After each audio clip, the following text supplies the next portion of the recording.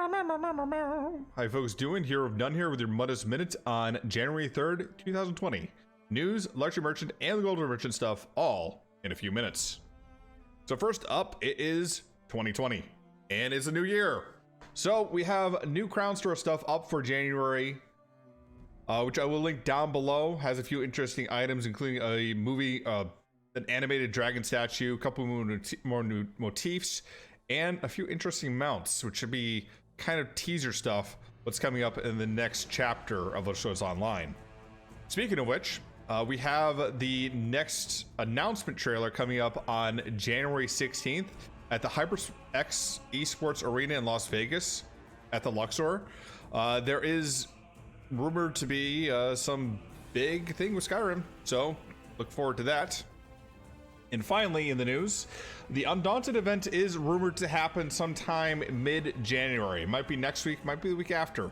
But when it does happen, we'll be able to get 5 tickets per day with 3 event tickets per boss that you kill. That could be any world boss, delve boss, arena boss, final boss, or trial boss, or dungeon boss. So next up, let's take a look at the luxury merchant and the gold merchant for today.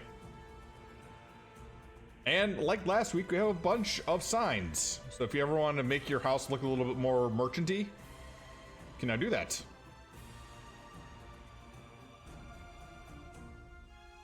Transmutation, banner picks, etc.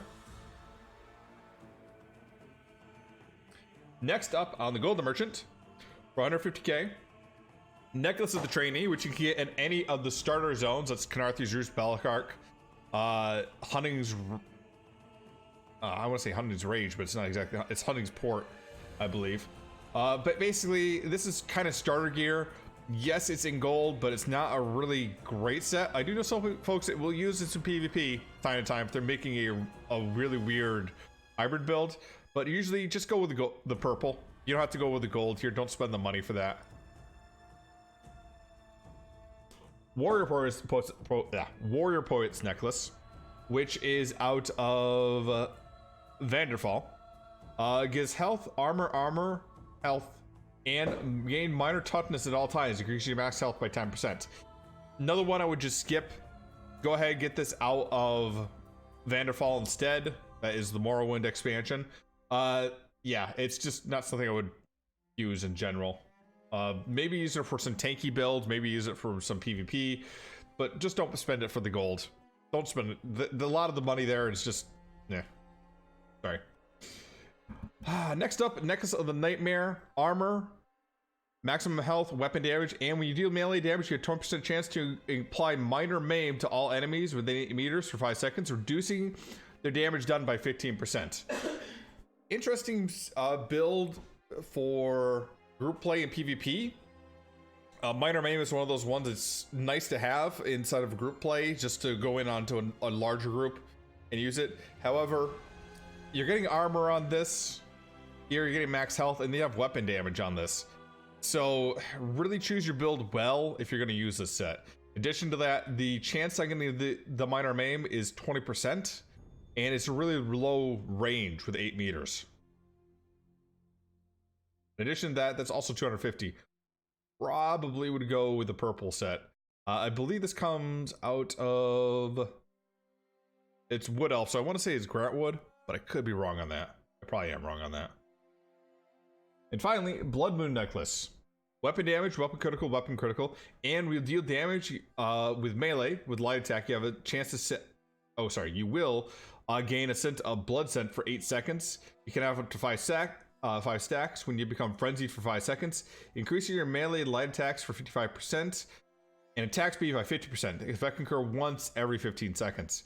A good set for werewolves, especially when it first came out. You can get this out of the Cursing Dungeon. Apologize, I cannot remember right off the top of my head.